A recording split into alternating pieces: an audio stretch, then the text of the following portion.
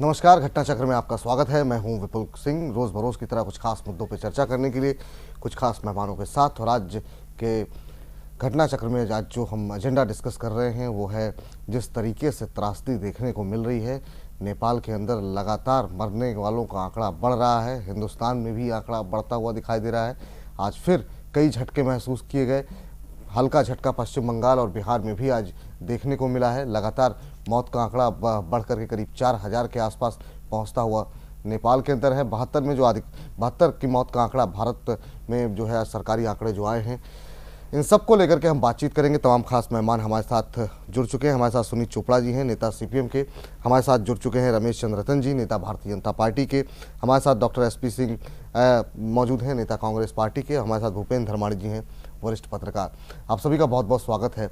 सबसे पहले धर्माणी जी, आपसे जानना चाहेंगे, ये जो स्थितियां देखने को मिल रही हैं लगातार, जो है अब 66 झटके 24 घंटे 48 घंटे के अंदर जो देखने को मिले हैं, कैसे देखा जाए इसे? और जो बड़ी त्रासदी, लग नहीं रहा था कि ये इतनी बुरी स्थिति हो जाएगी, और अभी भी ये कहा जा रहा है कि आने वाले 48 घंटों में दोबारा झटके आ सकते हैं। लोगों की मना स्थिति ऐसे समय में क्या होती है? क्योंकि 2 दिन से हम देख रहे हैं लोग जो नेपाल के अंदर हैं वो अपने घर जाने से डर रहे हैं। बिहार में जहां पर त्रासदी ज़्यादा देखने को मिली है वहां लोग अपने घरों में नहीं जा रहे हैं, बाहर सो रहे हैं। ये डर, एक खौफ का माहौल बना हुआ है कि जरा सी भी अगर कंपन होता है, वो चाहे भूकंप की वजह से ना भी हो, तो भी एक डर का माहौल है। कैसे देख रहे हैं इन तमाम स्थितियों को आप? देखिए, मुझे लगता है कि अगर आप हिस्ट्री में जाएं तो अगर मैं ये कहूं कि पूरे के पूरे एक सेंचुरी के बाद, सेंचुरी में ये दूसरा ही इतना बड़ा रिक्टर स्केल पे 7.9 के आसपास, जो 8 ही कहें, एक भूकंप आना, और वो भी पहाड़ी क्षेत्र में, जिसमें लगभग 70 लाख लोगों का, इतनी छोटी वहाँ की आबादी है, वहाँ पर इस प्रकार का त्रासदी, जिस प्रकार के चित्र आ रहे हैं, बिल्डिंगें, सड़कें जिस प्रकार टूटी पड़ी हैं, और पुरानी बिल्डिंगें टूटी हैं, तो मलबे में लोग मरे हैं, बहुत दबे पड़े होंगे अभी तो ये बहुत बड़ा टास्क है, और ये मेरे को लगता है कि संख्या कहाँ तक जाएगी अभी से आंकलन लगाना बहुत मुश्किल है। लेकिन इसमें जो सबसे बड़ी बात यह है कि भूकंप एक ऐसा प्राकृतिक आपदा है जिसका आंकलन लगाना अभी तक भूवैज्ञानिकों द्वारा संभव नहीं हो पाया है। ये एकदम आता है, इसलिए इसको सबसे ज़्यादा खतरनाक नेचुरल क्लाइमेटी कहा जाता है। बाकी तो चलो आप कई बार प्रेडिक्शन कर लेते हैं, चाहे वो साइक्लोन हो, चाहे वो सुनामी हो, चाहे जितने भी, अब तो उन्होंने कोई ना कोई यंत्र बना लिए हैं जिससे कुछ समय पहले उसका पता लग जाता है, रेस्क्यू ऑपरेशन चल सकता है। लेकिन इसमें जिस प्रकार एकदम प्रकृति अपना रुख दिखाती है कंपन से, और उसमें तो सिर्फ यही है कि रेस्क्यू में कितना तेजी से समय गवाए बिना आप एक्टिव होते हैं। मुझे लगता है कि भारत ने इस बार जिस तत्परता से इस प्राकृतिक आपदा में अपने पड़ोसी को एक मैत्री मिशन के तहत, मैत्री टास्क फोर्स गठित कर इमीडिएटली रिलीफ पहुंचाने की बात कही है, और कही क्या करके दिखा रहे हैं, वो अपने आप में एक ना केवल उदाहरणीय है, बल्कि मुझे लगता है कि इसकी वजह से भी कई लोग बच पाए होंगे। अब जहां तक आपने ये बात कही कि लोग डरे हुए हैं, स्वाभाविक है खौफ, जिसने देखा होगा छत गिरती हुई, बिल्डिंगें अपने सामने गिरती हुई, उनको स्वाभाविक रूप से ये मंजर पूरे जीवन भूलने वाला नहीं है। समय के साथ थोड़ा फीका पड़ सकता है, लेकिन अभी तो थोड़ा सा ही कंपन वो सारी का सारा चित्र दोबारा उनके सामने खींच देता है। मुझे लगता है कि इसमें जिस प्रकार हमारी भारतीय फौज ने, चाहे वो इंडियन एयर फोर्स की मैं पर्टिकुलरली बात कहूँगा, और डिजास्टर मैनेजमेंट जो हमारा बनाई हुई है फोर्स, उनके लोगों ने जिस प्रकार जाकर वहाँ पे बिना समय गवाए लोगों को राहत पहुंचाने में लगे हुए हैं, और बड़ी तेजी से वहाँ पर जो राहत कार्य हैं चलाए जा रहे हैं, उसमें बहुत सारे भारतीय एनजीओज के लोग भी, स्वयंसेवी संस्थाएं जो हैं उनके लोग भी वहाँ पहुंचे हैं। और मुझे लगता है कि ये अपने आप में एक उदाहरण होना चाहिए कि एक पड़ोसी देश के अंदर अगर कोई इस प्रकार की प्राकृतिक आपदा आती है तो उसमें किस प्रकार आप आगे बढ़कर जी। बिना उनके मांगे आगे बढ़कर सहायता करने की स्थिति में आ सकते हैं। चलिए, इस बीच जरा अपने दर्शकों को जरा हम ग्राफिक्स के जरिए भी कुछ चीज़ें दिखाने की कोशिश करेंगे, लेकिन अपने दर्शकों को हम बता दें कि एक हाइड्रोजन बम विस्फोट से 20 गुना ज़्यादा शक्तिशाली इस भूकंप की तीव्रता थी, और साथ ही साथ जो हिरोशिमा नागासाकी में जो बम धमाका हुआ था उससे 504 गुना ताकतवर था ये जो भूकंप आया है। एक और जरा हम ग्राफिक्स के जरिए आपको समझाते हैं कि अलग अलग उस पर आप देख सकते हैं अपनी टीवी स्क्रीन पर इस समय, अगर 2 मैग्नीट्यूड का अगर भूकंप आता है इसका मतलब 56 किलोग्राम एक्सप्लोजिव के बराबर होता है। 4 मैग्नीट्यूड पे 56,000 किलोग्राम, और ये जो था 7.9, यानी अगर हम इसे 8 के आसपास देखें तो 56 अरब किलोग्राम एक्सप्लोजिव के बराबर ये विस्फोट के बराबर जो है ये भूकंप की तीव्रता थी। तो आप इस बात की कल्पना कर सकते हैं कि कितना शक्तिशाली भूकंप रहा होगा, जिसकी लगातार जो तबाही की तस्वीरें हम आपको लगातार दिखा रहे हैं। तो 56 अरब किलोग्राम एक्सप्लोजिव में जितना विस्फोट होता उतना भयंकर तूफान ये देखने को मिला है। चलिए जरा इस बीच आज संसद में भी इस पर सरकार की तरफ से प्रतिक्रिया आई है, पक्ष विपक्ष की तरफ से तमाम बातें कही गई हैं। तमाम ये भी कहा गया कि तमाम सांसद, बल्कि अब कहा जा रहा है कि लगभग सभी सांसद 1 महीने की अपनी सैलरी भी देंगे, एक संदेश देने की बात कही गई है। क्या कुछ कहा गया, आइए जरा पहले गृह मंत्री को सुनते हैं, उसके बाद तमाम पक्ष विपक्ष को सुनते हैं। तो आपको बता दें कि तमाम चीजें कही गई हैं आज संसद के अंदर, सरकार की तरफ से पूरा ब्यौरा पेश किया गया, क्या कुछ तादाद है वहां पे, भारतीय रेस्क्यू टीम से क्या कुछ कहा जा रहा है, इन तमाम चीजों को लेकर के गृह मंत्री ने ब्यौरा पेश किया। नेपाल के पोखरा क्षेत्र में 25/4/15 को 11:45 पर भारतीय समयानुसार 7.9 रिक्टर स्केल का भयानक भूकंप आया। इस भूकंप ने न केवल बहुत बड़े पैमाने पर नेपाल में विनाश किया, बल्कि भारत में कई राज्यों को भी प्रभावित किया। भारत में अब तक 72 मौतों की जानकारी है। बिहार में 56, उत्तर प्रदेश में 12, पश्चिम बंगाल में 3, राजस्थान में 1 और 280 से अधिक लोगों के घायल होने की सूचना है। यह संख्या 300 से भी अधिक हो सकती है। अध्यक्ष महोदय, भवनों और अन्य निर्माणों को सिक्किम, पश्चिम बंगाल, बिहार और उत्तर प्रदेश में भी क्षति पहुंची है। संबंधित राज्य सरकारें आवश्यक कदम उठा रही हैं। वैसे तो भारत सरकार द्वारा 5 एनडीआरएफ की टीमें भेजी गई हैं, जिनमें से 4 बिहार में और 1 उत्तर प्रदेश में तैनात हैं। मैं यह भी जानकारी देना चाहता हूं कि उत्तर प्रदेश में जहां टीम भेजी गई है वह गोरखपुर भेजी गई है, और बिहार में गोपालगंज, दरभंगा, मुजफ्फरपुर, सुपौल में भेजी गई है। हम भी राज्य सरकारों से लगातार संपर्क में हैं और हमने हर संभव मदद का वादा भी किया है। भारतीय अपने नेपाल भाई और बहनों के साथ दुख और आपदा की घड़ी में साथ हैं। माननीय प्रधानमंत्री जी स्वयं इस परिस्थिति का निरीक्षण कर रहे हैं और उन्होंने आदेश दिया है कि हर संभव सहायता हम अपने नेपाली भाई बहनों को देंगे। जहां तक हमारे बचाव और राहत प्रयासों का संबंध है, भारत के 10 एनडीआरएफ के दल काठमांडू पहुंच चुके हैं। एनडीआरएफ टीमों ने अब तक 10 व्यक्तियों को जिंदा निकाला है और 4600 निकाले हैं। मैं समझता हूं कि संख्या और अधिक बढ़ गई हो। अन्य 6 एनडीआरएफ की टीमें नेपाल के लिए भेजी जा रही हैं। भारतीय सेना ने एक इंजीनियरिंग टास्क फोर्स और 18 चिकित्सा दल काठमांडू में नियुक्त कर दिए हैं। 22 टन खाद्य सामग्री और राशन पैकेट, 50 टन मिनरल पानी, 2 टन दवाइयां और चिकित्सा उपकरण, 1400 कंबल और 40 तंबू नेपाल भेजे जा चुके हैं। थल सेना, वायुसेना और स्वास्थ्य एवं परिवार कल्याण मंत्रालय के कई दल भी चिकित्सकीय सहायता के लिए नेपाल भेजे गए हैं। नेपाल की जो त्रासदी है उसमें भारत सरकार बहुत ही सक्रिय है। नेपाल के साथ हमारे सांस्कृतिक संबंध हैं, हमारे भावनात्मक संबंध हैं, और इस मानवीय संवेदना में और त्रासदी में जितना भी हो सकता है हम करेंगे। प्रधानमंत्री जी ने स्वयं प्रोएक्टिव भूमिका निभाई है, बाकी प्रदेशों ने भी निभाई है।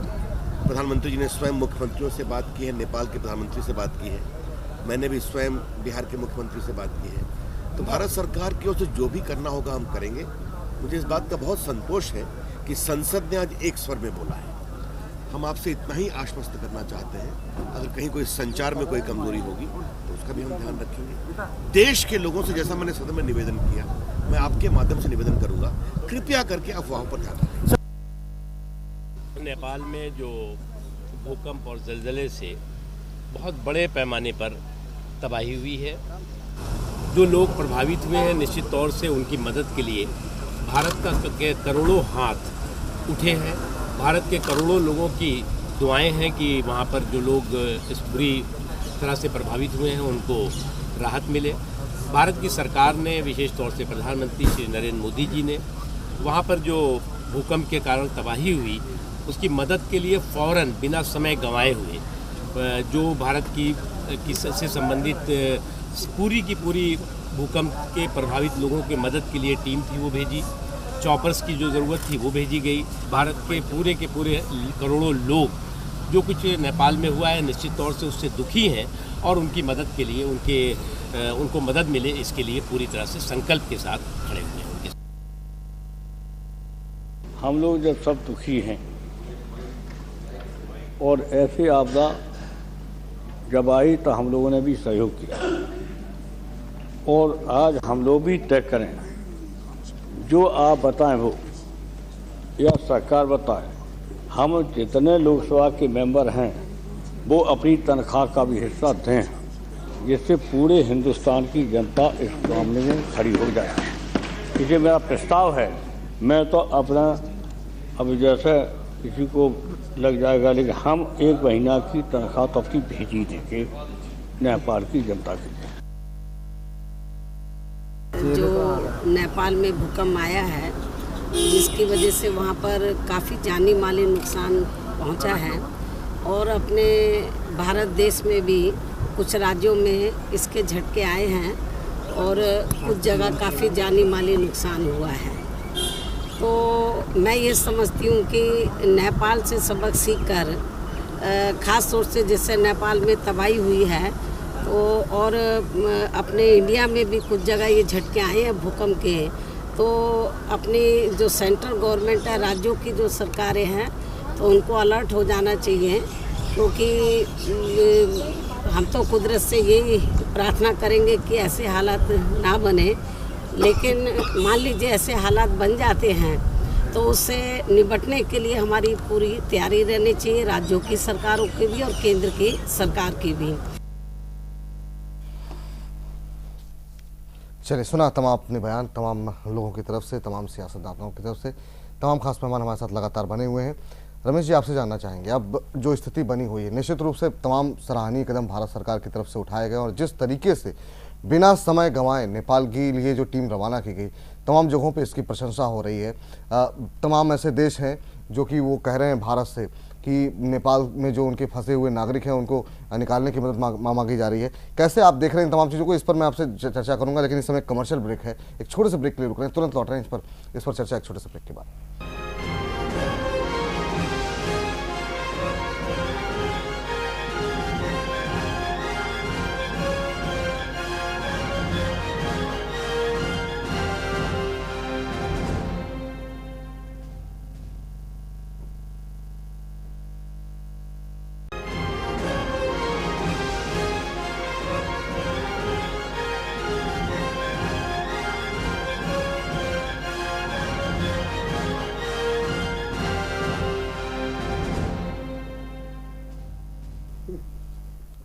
ब्रेक के बाद आपका स्वागत है। ब्रेक के पहले रमेश जी, आपसे मिलने में जो मेरा सवाल था वो यही था कि निश्चित रूप से हर जगह सराहना हो रही, कैसे देखा जाए इस तरीके से जो कदम उठाए जा रहे हैं और आगे क्या कुछ रणनीति रहेगी सरकार की? नेपाल हमारा पड़ोसी देश है जिससे हमारा मैत्री और भाईचारा उससे जुड़ा ही नहीं है, बल्कि मैं तो चूँकि नेपाल की सरजमी से भी वाकिफ हूँ, लगभग 30 से 40% इंडियंस जो है नेपाल में हैं और ये जो भयावह त्रासदी है, इस भयावह त्रासदी में मैं तो आज मुझे अपने इस भारत पर गर्व भी है कि भारत बहुआयामी देश है जात, धर्म और दलों का, लेकिन आज जात, धर्म और दलों से ऊपर उठ करके पूरा देश एकजुट होकर के खड़ा है और न किसी की मत भिन्नता है न कुछ है। पार्लियामेंट में भी आज एक संदेश, एक मैसेज गया है। तो इस बहुआयामी देश ने आज एक विदेश के एक अंतर्राष्ट्रीय क्षेत्र पर एक अहम भूमिका निभाने का काम किया है, और निभाने का ही नहीं काम किया है बल्कि विश्व के रटपट पर यह दिखाया है कि ऐसी संकट की घड़ी में ये देश सारी चीजों को भूल करके, मत भिन्नताएं सारी चीजें हम लोगों के भीतर होती हैं, लेकिन इस समय कोई भी, इस समय जो त्रासदी है उसके ऊपर सभी पार्टियों के लोग, सभी प्रदेशों के लोग कटिबद्धता के साथ लगे हैं, और लगे ही नहीं है इसकी भूर प्रशंसा विश्व बाजार में हो रही है, विदेश नीति पर हो रही है। तो इसलिए हमको भी विशेषतर आपके चैनल के माध्यम से भी आज हमको तमाम चीजें भूल करके जो देश की एकजुटता है, भारत सरकार ने जिस तरह से कटिबद्धता से निभाया और भारतवासियों ने निभाया, भारत में रहने वाले तमाम लोगों ने निर्वहन जो किया है वो बहुत ही अच्छा है। और आगे इससे जो है वहां जैसा हर पीड़ित व्यक्ति उसकी जो आवाज बड़े एक बड़ी उम्मीद के साथ भारत के उसमें चीख निकलती है कि भारत के लोग ऐसा कर रहे हैं, भारत के लोग ये कर रहे हैं। और तो और आपका मीडिया जो है जिस गति के साथ हर उस दुर्गम स्थानों पर पहुंचा है, और दुर्गम स्थानों पर पहुंच करके एक अंतर्राष्ट्रीय स्वरूप पर अगर जाकर के हिंदुस्तान का मीडिया ने पूरी तरह से कवर कर लिया है। और हम उम्मीद करते हैं कि जिस तरह से अपना चाहे एयरफोर्स हो, चाहे थल सेना हो, चाहे जो है अपना जो डिजास्टर मैनेजमेंट है वो पूरा तरह से लगे हैं, एनजीओ भी लगे हैं, प्रदेश भी लगे हैं, कहीं तरफ से कोई भी गुंजाइश बिल्कुल नहीं है। और नहीं हमको ये एकजुटता जो भारत ने दिखाई है, सरकारों ने मिलकर के दिखाई है, वो एकजुटता नजर आए, इससे एक अच्छे सुंदर एक भारत की पहचान एक बनने जा रही है। और हम लोग इससे एक विकास की गति को भी पकड़ेंगे, और विकास की गति को ही नहीं, जो अंतर द्वंद और भेद है जो बार बार परिस्थितियों पे आकर के टकरा जाता है, अच्छे काम में एक अच्छा स्वरूप न बनकर के बिगड़ा हुआ स्वरूप बन जाता है। ये देशवासियों के लिए बहुत अच्छा घड़ी, दुखद घड़ी है, त्रासदी की घड़ी है। और इस दुख की घड़ी में पड़ोसी के साथ हम जिस तरह से एक देश नहीं विश्व कब आया, विश्व देख रहा है कि भारत, चाइना सबसे पहले, जो चाइना का जो एक भाव था, स्वरूप रहता था एक नेपाल और पाकिस्तान के बीच का, चाइना आपने कई हजारों को पीछे छोड़ दिया। भारत बहुत अग्रणी बनकर के ये दिखा दिया कि ये भारत हिंदुस्तान किस तरह से, क्या मतलब उसका स्वरूप है, ये दिखाई देगा आज। एसपी सिंह साहब, आपसे जानना चाहेंगे, मानवीय आधार पर तो निश्चित रूप से तमाम जगहों पर सराहना हो रही है भारत के इस कदम की कि बहुत कम रिएक्शन टाइम, बहुत कम लिया, सबसे ज़्यादा तारीफ इस बात की है। सवाल मेरा ये है आपसे, मानवीय आधार को अगर हम छोड़ें, अगर विदेश नीति के आधार पर, कूटनीति के आधार पर देखें, तो इसे आप कितना महत्वपूर्ण मान रहे हैं? क्योंकि निश्चित रूप से नेपाल एक ऐसा देश है जहां पर नजरें सबकी लगी हुई, खासतौर से चाइना के साथ जो नज़दीकियां पड़ रही थी उसको लेकर काफ़ी सारी चिंताएं थी भारत की अपनी, उस लिहाज से कैसे देख रहे हैं आप इसे? देखिए, कूटनीति के हिसाब से तो सही है, हमारा पड़ोसी इंसानियत के हिसाब से भी सही है, और इंसानियत के लिए सांस्कृतिक रिश्ते हो या नहीं हो उसका लेना देना नहीं होता, इंसान इंसान होता है, किसी भी संस्कृति का हो। बिल्कुल। लेकिन मुझे थोड़ा सा डर ये है कि जिस प्रकार कच्छ में जब भूकंप आया था तो वहाँ पर जो दलित और मुस्लिम थे उनके साथ जो भेदभाव किया गया राहत कार्यों में, अब क्योंकि यहाँ भी मोदी साहब ने भेजा है, उसका असर वहाँ ना आए, मैं तो ये कहना चाहूंगा। अच्छा, मैं निंदा करता हूं आपके शब्दों की, निंदा करता हूं, ये अच्छा नहीं है। मैंने राजनीतिक रोटियां मत सेकिएगा, रिपीट ना हो जैसा पहले हुआ था, रोटियां मत सेकिएगा। और दूसरा मैं कहना चाहूंगा कि त्रासदी तो देश में भी आई है किसानों के साथ, वो भी उस त्रासदी के बारे में भी मेरे ख्याल से घर में भी कुछ करना चाहिए। किसानों का जो हत्या का ये सब्जेक्ट कहां ले जा रहे हैं? जब राष्ट्रीय आपदा आती है, क्या इस पर राजनीतिक जो बयान होते हैं, कितना सही आप इसे मान रहे हैं कि अब ऐसे समय में जहां पे आपकी एनडीआरएफ की टीम लगी हुई है, आप कह रहे हैं दलित और मुसलमानों के साथ वहां पर सही नहीं होगा या गुजरात में नहीं हुआ, ऐसे उचित समय है इन सब चीजों को दलित भी है, मुस्लिम भी है, वहाँ मुस्लिम भी है, और इस हिंदुस्तानी कल्चर के ही हैं और उसी माइंड सेट के हैं। वो जो टीम लगी थी एनडीआरएफ, तो आप ये कह रहे हैं कि वहां पर जो एनडीआरएफ की टीम गई है उनको निर्देश दिया गया होगा कि फला सेक्शन के लोगों को, मैंने ये पार्लियामेंट में किसी कांग्रेसी ने नहीं बोला, किसी कांग्रेसी लीडर ने कहना यह है कि जिस प्रकार वहाँ भेदभाव हुआ था, मोदी साहब ने टीम भेजी है, जरा ये जरूर देखें कि इस प्रकार के भेदभाव ना हो वहाँ। अरे आपको ये शब्द सिर्फ भी ये यूज नहीं कहा। करना, आज तो ये शब्दों को कम से कम थोड़ा सा ठीक नहीं लग रहा चैनल से, अच्छा शोभा नहीं दे रहा आपको। आप कैसे देख रहे हैं कूटनीति के लिहाज से और तमाम एंगल्स को देख? मैं तो जहां तक कूटनीति हमने भी है, सरकार ये की सब टिप्पणी है, नहीं, हमने तो ये देश को देख करके वो किया है। नहीं तो आप देख सकते हैं कि जैसे मुलायम सिंह ने कहा वैसे ही सीताराम येचुरी ने सबने पार्लियामेंट में कहा, जो हमारी पार्टी के महामंत्री हैं। बिल्कुल बिल्कुल। लेकिन एक चीज हमें देखनी पड़ेगी, वो ये है कि बहुत अच्छा हुआ कि हमने एक्शन लिया और देश में एकता है। अब 3 लाख किसान की जो आत्महत्या हो चुकी है, मैं उम्मीद करता हूं कि हमारी सरकार उसी तरह का सबको एक बनाने का एक्शन ले और ये जो विधेयक का झगड़ा है इसको खत्म करे और इसको पुश ना करे। दूसरी चीज जो मैं कहता हूं वो ये है कि ये जो भूकंप है इसका खतरा अभी खत्म नहीं हुआ है। अगर आप वो हिमालय की जो साइस्मिक बैकग्राउंड है उसको देखेंगे तो कई और भूकंप आने का डर है। जो हमने केदारनाथ में देखा था, जो हमने काठमांडू में देखा है, हमें बताता है कि बिना ध्यान दिए जो लोग लोकली करप्शन करके बिल्डिंग्स जैसे भी बनाना चाहते हैं बना दें, तो ये भूकंप से हमें सीखना चाहिए कि बिल्डिंग माफिया पर अंकुश लगाया जाए। बिल्कुल। और जो बिल्डिंग्स हैं 18-18 मंजिल की, मैं तो जब भूकंप आया तो मैं तो अपने घर में था 3 मंजिल ऊपर, वो सारी बिल्डिंग हिल रही थी। लेकिन मैं अपनी बहन के साथ ही बात कर रहा था तो उन्होंने कहा हम बाहर निकले, मैंने कहा भैया यहां से बाहर निकलना बेकार है। हमारे फादर मुंगेर के भूकंप में थे और मेरी ग्रैंडमदर की डेथ भी हो गई थी क्योंकि उन्होंने सोचा कि मेरा लड़का मर गया है। पर मेरे फादर ने हमें बताया था कि घर के कोने में जाओ, उन्होंने रेलवे लाइन पकड़ी और जिंदा रहे मुंगेर के भूकंप से, और उनसे हमने सीखा। तो मैंने अपनी बहन को कहा कोने में चले जाएंगे वो बेहतर है, 3 मंजिल नीचे जाना, लिफ्ट से जाना बेकार है। तो ऐसी चीजें आदमी के मन को शांत रखती हैं।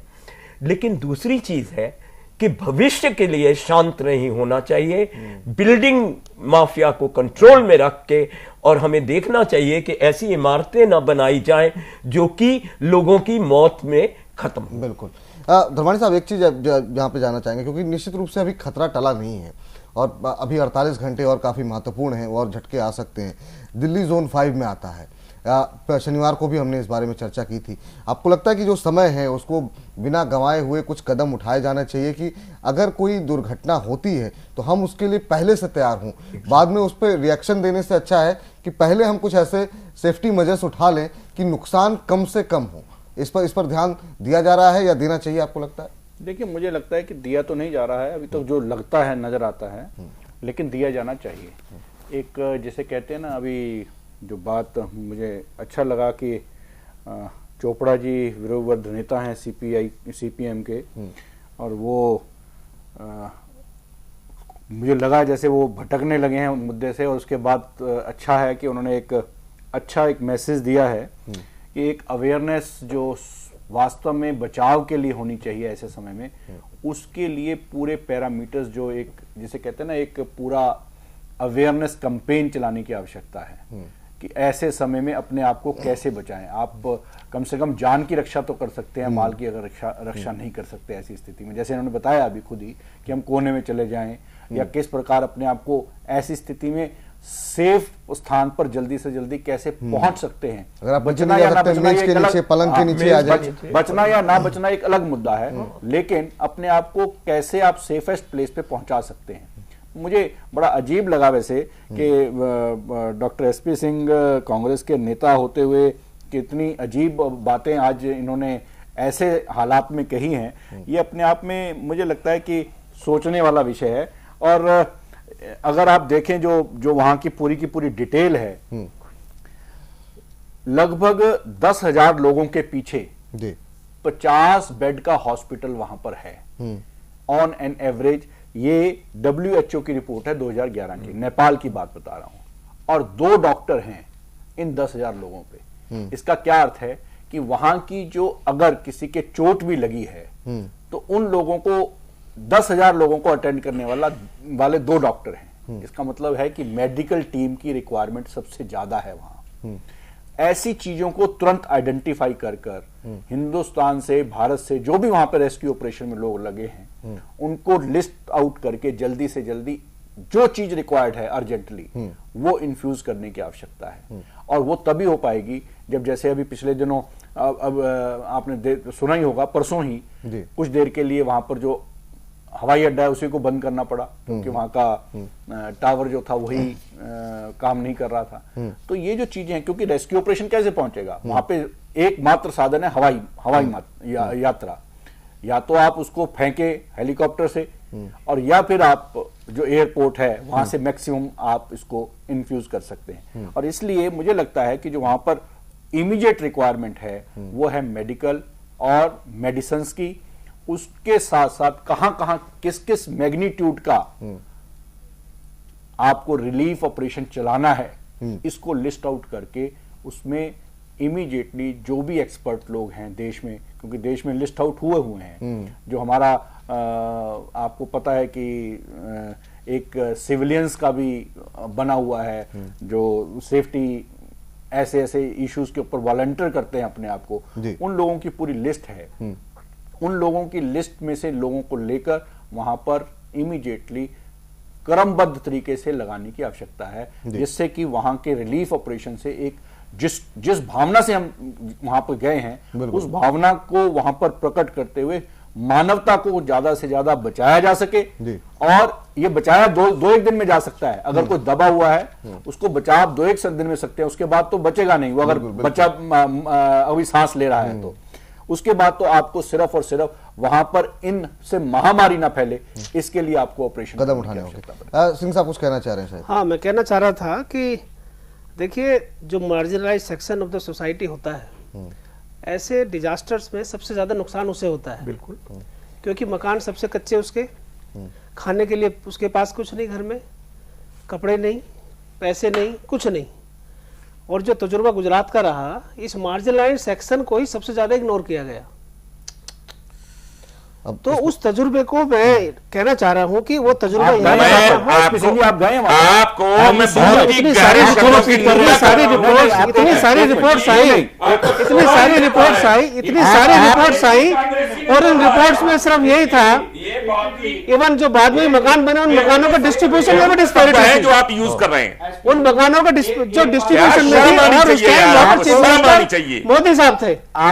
मुझे डर ये है कि वो रिपीट ना हो। कौन से दुनिया में मैं समझता हूँ कि हमें लेना चाहिए और जो marginalize section of the society है उनको सबसे ज्यादा ध्यान देना चाहिए। नहीं,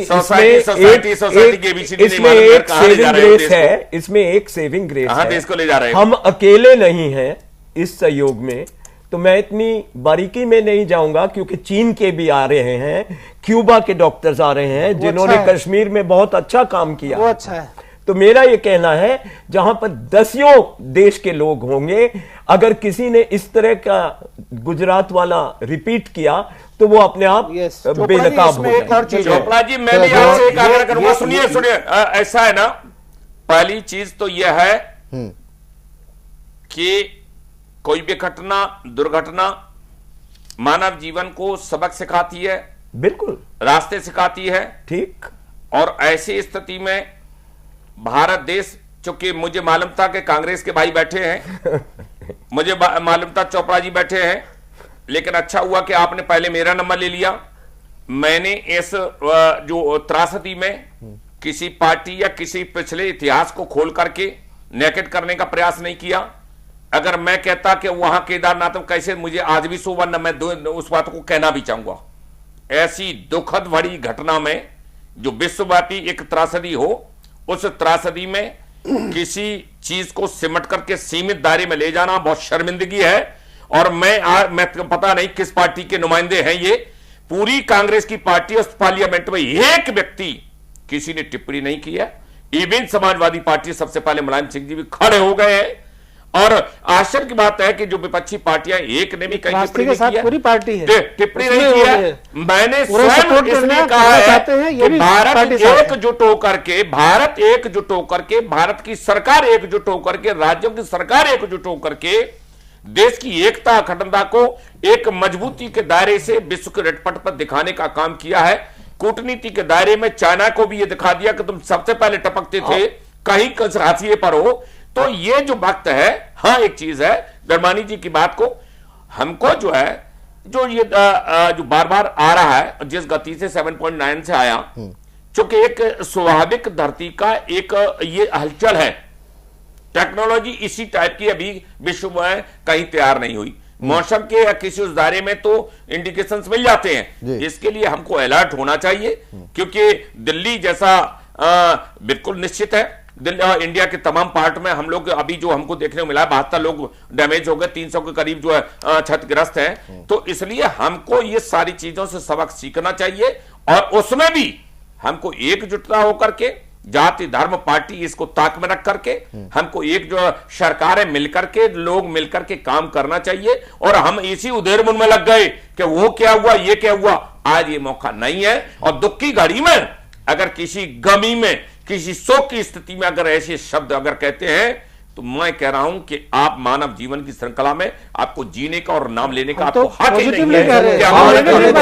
आप जो मर्जी कहिए, एक मिनट, आप जो मर्जी कहिए, मेरा ये कहना है कि जो 3 लाख किसान मरे हैं, उधर भी दुख की घड़ी है। बिल्कुल, बिल्कुल। उस दुख की घड़ी में एनडीए सरकार को इस तरह के विवादस्त जो कानून है वापस लेने चाहिए। सब एक होके हिंदुस्तान के किसानों को सहयोग दे, जैसे हम नेपाल की जनता को सर, एक छोटा सा ब्रेक ले रहा हूं। डिबेट हो रमेश जी, तब बोलिएगा। डिबेट का सवाल नहीं है, जिंदगी का सवाल है। वो तो त्रासदी है ना, वो तो वो भी त्रासदी है, नेचुरल त्रासदी है। भारत सरकार वो भी नेचुरल त्रासदी है। एक छोटा सा ब्रेक, उस पर भी खड़े हैं। जल्द लौट रहे हैं। और उम्मीद ये करते हैं कि जब हम लौटे तो इस तरह की जो भी त्रासदी है उस पर राजनीति ना हो तो बेहतर है। इस तरह की कोई टिप्पणियां ऐसी ना हो, क्योंकि सब जितने लोग हम लोग हिंदुस्तान में हैं, सब कहीं ना कहीं परेशान हैं और इससे बहुत गमज़दा हैं, बहुत दुख में हैं। तो ऐसे मौके पर इस तरह की राजनीति ना हो। कैसे बेहतर हो सकते हैं, इस सिचुएशन को कैसे हैंडल किया जाए, इस पर बातचीत होनी चाहिए। एक छोटे से ब्रेक के लिए हम रुक रहे हैं और ब्रेक के बाद बात करेंगे। क्या देश की जनता को ये मैसेज देने की कोशिश हो रही है क्या कि 1 महीने की जो तनख्वाह तमाम सांसद देने जा रहे हैं, इस पर जो है हम चर्चा करेंगे एक छोटे से ब्रेक के बाद।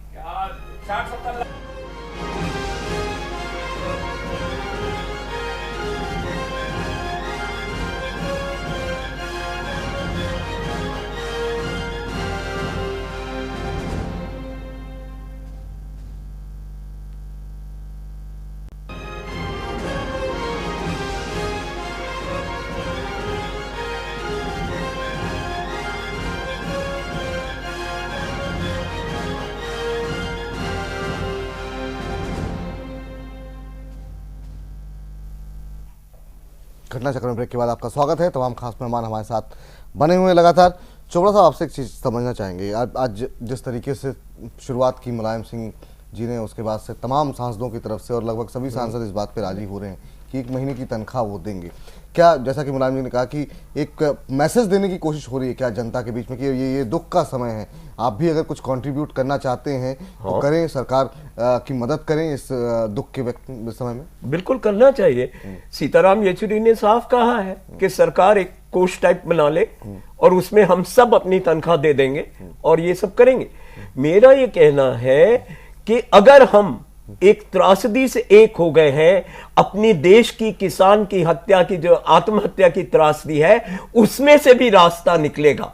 तो हम एक दूसरे के लड़ने के बजाय एक दूसरे के साथ चल के एक नया रास्ता निकालें इस मामले पे, और किसी को इसको एक इशू ईगो का नहीं बनाना। उसके लिए भी हम तैयार थे, तैयार हैं, तैयार रहेंगे। खुशी की बात है। रमेश जी, एक चीज़ और समझना चाहेंगे। एक जो कंसर्न आ रहा है, चिंता आ रही है, वो ये है कि भीड़ काफ़ी ज़्यादा है, लोग आना चाह रहे हैं, फ्लाइट कंजेशन काफ़ी ज़्यादा है, क्योंकि तमाम देश जो है जो मदद करने जा रहे हैं वो उनकी भी फ्लाइट्स आ रही हैं, इधर इवैक्यूएशन प्रोग्राम भी चल रहा है। ऐसे में लोगों के साथ एक दिक्कत जो आ रही है, काठमांडू एयरपोर्ट पे इतने सारे विमान नहीं चल सकते हैं, लोगों को बड़ी दिक्कतें हो रही हैं। इसको लेकर के क्या कुछ रास्ता निकालने की कोशिश होगी क्या सरकार की, भारत सरकार की, या फिर नेपाल सरकार से इस तरह की बात की जाए कि 2-3 एयरपोर्ट इस तरह के हों, आइडेंटिफाई किए जाएं, जहां अगर काठमांडू एयरपोर्ट पे ज़्यादा भीड़ है तो उनको दूसरी जगह शिफ्ट किया जाए ताकि लाने में आसानी? बसें चल रही हैं, यूपी ने सारी बसें दे दी हैं और बिहार ने बसें दी हैं। वो तो जो जो गरीब लोग हैं उनको तो निकाला जा रहा है और केंद्रीय सरकार ने जितने हवाई जहाज वो भेज सकते हैं भेज रहे हैं। रमेश जी, ऐसा है कि जो एयरपोर्ट है उसकी हालत जो है उस टाइप से नहीं है, लेकिन क्योंकि एयरफोर्स ने उसके करीब ही एक ऑलरेडी एक सेंटर बना दिया है और चूंकि अन्य देशों से भी लोग जा रहे हैं, ये जो मैनेज करना बिल्कुल सही बात है। लेकिन क्योंकि इसमें इंडिया सबसे पहले अग्रणी बन गया है और वो सारे पॉइंट वाइज सारे सिस्टम को संभाले लगा है और चूंकि भारत के लोगों को भी सबसे बड़ी चिंता है कि जो इस समय जो व्यवस्था जो उनको सुविधाएं दे वो अलग चीज है, लेकिन जो दबे हुए लोग हैं जिनको अभी धर्मानी जी साहब कह रहे थे कि बिल्कुल सही बात है कि एक दो दिन के अंदर अगर उनको नहीं निकाला गया तो किसी तरीके से उनकी जानें जा सकती हैं। तो सबसे बड़ी जो यहाँ से चाहे डिजास्टर मैनेजमेंट है, चाहे एयरफोर्स के हैं, चाहे थल सेना के लोग हैं, चाहे एनजीओ वगैरह तो नहीं, लेकिन चूंकि जो इसमें एक्सपर्ट्स हैं वो लोग बड़ी स्पीड से लगे हैं और ये समस्या तो स्वाभाविक है कि जो कंट्री भी इतने ज्यादा बड़ा नहीं है तो अन्य देशों के भी लोग जा रहे हैं तो उसे संभालने में, लेकिन क्योंकि हमें इस बात का भारत अगुवा बन चुका है और भारत ने हर उस बिंदु को, हर कोने को, चूंकि आपके सारे मीडिया के चैनल भी ढंग से कवरेज दे रहे हैं तो हर जगह वो पूरा अपना सिस्टम को बना बैठे हैं और उम्मीद है कि लेकिन जो हालात है वो तो गिनती भी बढ़ती जा रही है, वो तो बढ़ती जा रही है, वो तो देखने में मिल रहा है। चलिए, नेपाल में जो त्रासदी चल रही है, भारत में भी बिहार के अंदर जो है जिस तरीके की स्थितियां बनी, पहले तूफान और उसके बाद भूकंप। एसपी सिंह साहब, आपसे जानना चाहेंगे जो स्थितियां बनी हुई है बिहार के अंदर, क्योंकि लगातार पहले तूफान में लोगों की मौत हुई और अब भूकंप आया है, क्या कुछ कदम आपको लगता है उठाए जाने चाहिए? देखिए, मैं समझता हूँ कि अपना घर भी दुरुस्त करना बहुत ज़रूरी है। इस विषय पे मैंने पहले भी कहा था कि हमारे साथ दो नहीं बल्कि तीन त्रासदी हैं। एक ये भूकंप वाली है, उससे पहले तूफान वाली थी और उससे पहले जो किसानों के साथ त्रासदी है, जो बेमौसम बरसात की वजह से किसान। अब ये देखिए कि जो सुसाइडल रेट है 11.2 था वो 18 पॉइंट हो गया किसानों का। बिल्कुल, मतलब 100 अगर सुसाइड होती है तो उसमें से अब आज के दिन जो सुसाइडल रेट है वो 3 पॉइंट के आसपास है। इतना बढ़ गया है, वो 1.5 गुना मैं कहूँगा। वो भी एक सीरियस इशू है, जान का, माल का, हर चीज़ का नुकसान हुआ है, तो उस पर भी ध्यान देना ज़रूरी है। और जहाँ हमारा बिहार का इलाका है, जहाँ ये सबसे ज़्यादा असर आया है, जो नेपाल से एडजॉइनिंग एरिया है, वहाँ पर स्पेशल एक सहायता देनी चाहिए। अभी जैसे मैं सुन रहा था, हमारे होम मिनिस्टर साहब ने कहा कि 5 टीमें भेजी हैं उन्होंने NDRF की। मैं समझता हूँ कि अगर वहाँ 300 टीमें भेजी हैं नेपाल में, तो उसके मुकाबले 5 टीम को ज़्यादा नहीं है और ज़्यादा भेजनी चाहिए। नहीं, पर उसका जो इलाके हैं वो सीमित इलाके हैं, मतलब ऐसा नहीं कि पूरे बिहार पर उसका भूकंप का गणित बता रहे हो आप? एसपी सिंह जी, कौन सा गणित बता रहे हो? 300 टीम NDRF की भेज दी है, जो कौन सा गणित बता रहे हो? 300 टीम भेजी है NDRF की 300 टीम। हाँ, और अभी वो बता रहे थे होम मिनिस्टर साहब 5 टीम हिंदुस्तान में भेजी है, जिसमें से 4 टीम नेपाल बिहार को गई है। तो मेरा मानना है 300 पर्सनल हैं जो टीमें भेजी गई हैं, उसके टोटल 300 लोग हैं, नॉट टीमें। 300 टीमें नहीं होंगी, 300 टीमें डिजास्टर मैनेजमेंट की तो है ही नहीं, अभी बनी भी नहीं है। चलो बना ले, चलिए ठीक है। तो मेरा जो मतलब है कि बिहार में भी ज्यादा जरूरत है, क्योंकि वो अपना घर है, अपना घर भी दुरुस्त करना जरूरी है। ऐसा नहीं होना चाहिए पड़ोस के नंबर लेने के चक्कर में, चाइना से पहले नंबर लेने के चक्कर में अपना घर ही भूल जाए। वहाँ तो ऐसा नहीं होना चाहिए। टीम तो भेजी गई है वहाँ पर और जायजा लेने के लिए, यानी तमाम इनको जो है, मैं तो ताज्जुब कर रहा हूँ कहाँ सो रहे हैं। वो बिहार का मुख्यमंत्री तक तारीफ कर रहे हैं कि जिस तरह से जो भारत की सरकार ने एक त्वरित एकदम से एक्शन लिया है, और आप कौन सी दुनिया में खो रहे हो, कहां जा रहे हो। और फिर दूसरी चीज विपुल जी, आपसे भी मेरा कहना है कि जो सब्जेक्ट रखते हैं, प्लीज सब्जेक्ट पर आप इस बात को टोकने का भी आपको अधिकार है कि सब्जेक्ट से बाहर जाना ठीक नहीं। नहीं, बिल्कुल सही बात है आपकी। पर्दे से बाहर जाने क्या मतलब है? चलिए, ये भी सब्जेक्ट है। चलिए ठीक है, एक सब्जेक्ट जब होगा ना बोलिएगा ना। चलिए धर्मानी साहब, आपसे एक चीज समझना चाहेंगे। अभी इस समय नेचुरल क्लाइमेटी को लेकर के हम कई फ्रंट पे भारत सरकार जो है वो जूझ रही है, या फिर भारत के लोग जूझ रहे हैं।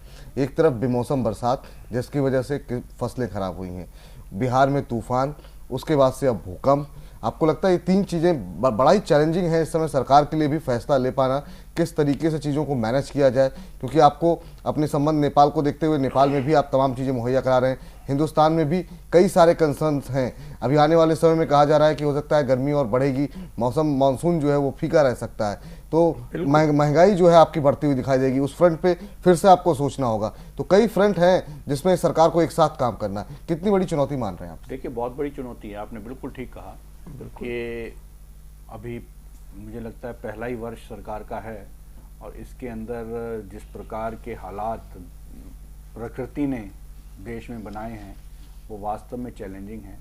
लेकिन अभी तक का जो जितना भी, चाहे वो आप भूकंप की बात कहें या तूफान की बात कहें या बारिश की बात कहें, मुझे लगता है कि केंद्र सरकार ने अभी तक का जितना भी पिछला इतिहास अगर हम देखें सरकारों का, जितनी भी सरकारें रही हों, जो रिएक्शन टाइम इन नेचुरल क्लाइमिटीज में सरकार का कम से कम रहा है। और मुझे लगता है कि अक्रॉस पार्टी लाइन, चाहे अभी जैसे बता रहे थे नीतीश कुमार हों या कहीं और के मुख्यमंत्री हों, सब ने उनके रिएक्शन टाइम को अप्रिशिएट किया, जैसे ममता जी ने भी किया।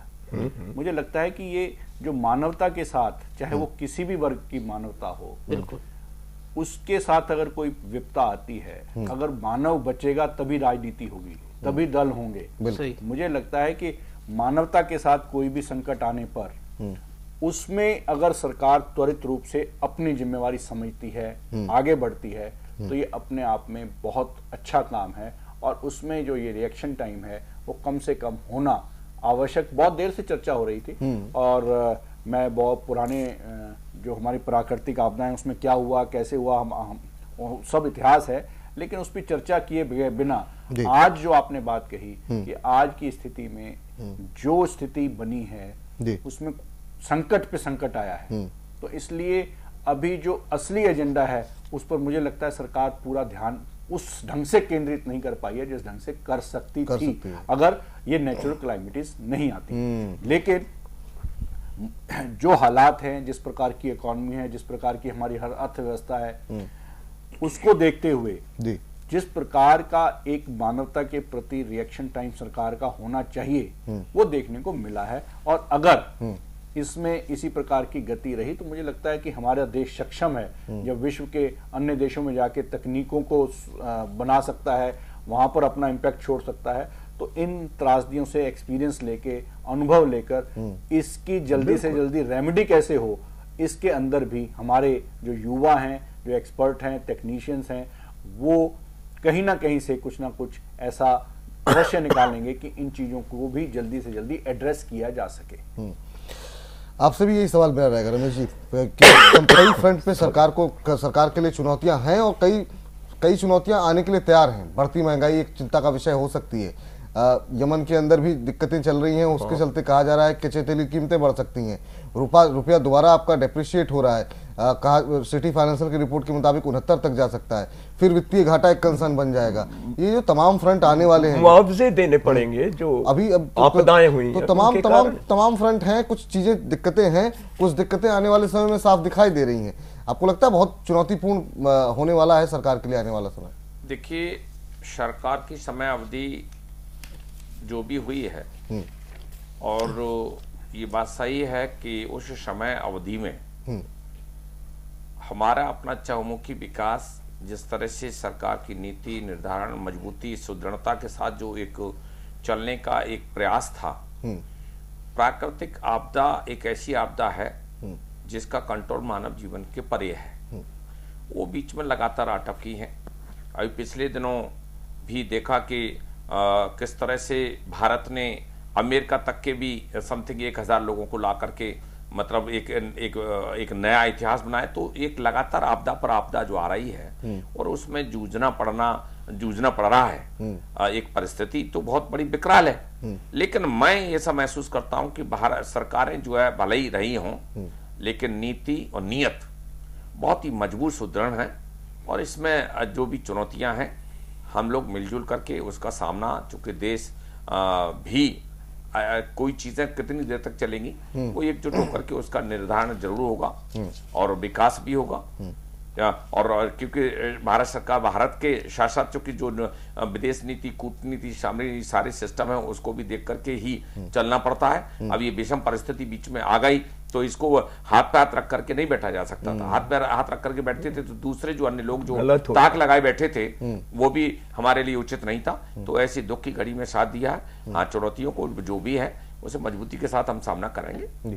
चलिए चोपड़ा साहब, आपसे एक चीज़ समझना चाहूँगा मैं कि ऐसी जब विपदा या ऐसी स्थिति होती है, क्या ये संभव नहीं है कि जो जब सारा देश एक साथ खड़ा हो, सारा देश आपको सुन रहा हो, तो जो आदर्श लोग हैं हमारे, जो राजनेता हैं, उनके अंदर भी एकजुटता होनी चाहिए। ऐसे समय पे राजनीतिक बयानबाजी नहीं होनी चाहिए। एकजुटता तो है। नहीं, आज मैंने सुना किसी एक नेता का बयान, वो कह रहे थे कि गुजरात में उसलिए जब वो थे तो गुजरात में भूकंप आया प्रधानमंत्री, और अब यहाँ दिल्ली पहुंचे हैं तो यहाँ पर अब तमाम त्रासदी देखने को मिल रही है। साक्षी महाराज का एक बयान आता है, वो कहते हैं कि अधर्मी लोग मंदिर जाएंगे, जा रहे हैं इस वजह से। तो ये जो एक मतलब ऐसे समय पर भी क्या ऐसे बयानों से बचा नहीं जा सकता? ऐसे बयानों से बचा नहीं जा सकता। उससे बचने का एक ही तरीका है, सरकार ने जो तेजी के कदम उठाए, जहां तक के उठाए वो अच्छा है, और मैं उम्मीद करता हूं कि उसी तरह के एकता के कदम सरकार किसानों के और कृषि संकट के मामले में उठाए पूरे संसद के साथ। और मैं मानता हूं कि मेरे को पूरा विश्वास है कि जिस तरह से हमने इस देश को अंग्रेज से आजाद करने के लिए एक होकर लड़ाई लड़ी थी, मैं उम्मीद करता हूं कि उस भावना से हम फिर अपने देश के आर्थिक आजादी, उन लोगों की जो 70% लोग जिनके पास कुछ नहीं रहा है, उनके लिए भी हम उसी एकता से लड़ें। सिंह साहब, आपसे भी यही सवाल। देखिए, ये जो समय है, ये सचमुच कांग्रेस पार्टी इसके साथ खड़ी है, इस त्रासदी में इंसानियत के साथ, और कोई कमी नहीं होनी चाहिए। हम इस मुकाम पर पहुंचे हैं कि एक हम फौरन ही कार्रवाई कर सकते हैं। पिछले 60 साल में हमने जो प्रोग्रेस की है उसका एक आकलन इससे किया जा सकता है कि हम कितनी इमीडिएटली, कितने हमारे जो रेस्पॉन्स रेट है हमारा कितना अच्छा है। और जैसे रमेश भाई कह रहे थे कि बहुत अच्छा है, तो ये 11 महीने का तो है नहीं, पिछले 60 साल से ही एक प्रोग्रेस होता है हर चीज में। सिस्टम में प्रोग्रेस होता है, बयान की तरफ जा रहे हैं जी। तो ये अच्छा है, और मैं समझता हूं कि इसमें और भी गुंजाइश अगर हो और भी इम्प्रूवमेंट हो सकता है तो अच्छा है। धर्मानी साहब, आपसे भी अब समय बहुत कम बचा है, यही सवाल कि क्या जरूरी है ऐसे समय में कुछ ऐसे विवादित बयान देना, या फिर बचा नहीं जा सकता है? देखिए, मुझे लगता है कि एक हमारे सभी दलों के नेताओं की जी, उसमें मतलब अच्छे नेता भी हैं, और जिस तरह स्तर पर हमारी राजनीति चली गई है उसमें हर बात में राजनीतिक बयान देने की एक परंपरा सी बनती जा रही है। और मुझे लगता है कि ये उन लोगों का काम है जो वास्तव में राजनीति में सेवा भाव से नहीं बल्कि मेवा भाव से आए हुए हैं। बिल्कुल। और वो कुछ ना कुछ उसमें कुछ ना कुछ निकालने के लिए, क्योंकि उनकी स्टडी तो होती नहीं, उनका अध्ययन नहीं होता, और वो किसी समस्या के लिए कोई गंभीर सुझाव देने की भी स्थिति में नहीं होते। आपने देखा हो कि जो लोग जुड़े होते हैं समाज के साथ, जैसे अभी आज मुलायम सिंह ने वहां पर खुलकर इस प्रकार बात कही, और मुझे लगता है कि आज इन चीजों से बचकर मानवता के लिए हम कैसे और आगे बढ़ सकते हैं, ये तो सरकार ने कर दिया, इसमें ये और जोड़ दीजिए। इस प्रकार का सुझाव अगर मेरे को लगता है संसद में आए हर नेता की तरफ से, और उस पर अगर इम्प्लीमेंटेशन नहीं होता है तब ये बातें निकल के आनी चाहिए। और आज जो आपने बात कही, इन चीजों से बचें, और बचकर अगर ये आगे बढ़ें तो वास्तव में हर समस्या का निदान हो सकता है। चलिए, बहुत बहुत शुक्रिया रमेश जी आपका, चोपड़ा साहब आपका, सिंह साहब आपका, धर्मानी साहब आपका, इस चर्चा में जुड़े रहने के लिए। निश्चित रूप से इस शोक की घड़ी में जैन टीवी नेपाल के साथ है, बिहार में जो कुछ हो रहा है देश भर के तमाम उन शोकाकुल लोगों के साथ है। हम आपके शोक में पूरी तरीके से पश्चिम बंगाल, उत्तर प्रदेश, तमाम पूरे देश भर के जो लोग भी परेशान हैं हम उनके साथ हैं, और जितना संभव हो सकता है जैन टीवी के माध्यम से जागरूकता हम लगातार फैला रहे हैं, उससे जुड़ी हुई लगातार पल पल खबरें दे रहे हैं। लेकिन तमाम राजनेताओं से भी अपील है कि आपको लोग बहुत उम्मीदों के साथ देखता है, तो ऐसे समय पर ऐसी बयानबाजी ना करें जिससे लोगों के दिलों को ठेस पहुंचे। फिलहाल घटना चक्र में इतना ही। तमाम बड़ी खबरों को देखते रहिए जैन टीवी। नमस्कार।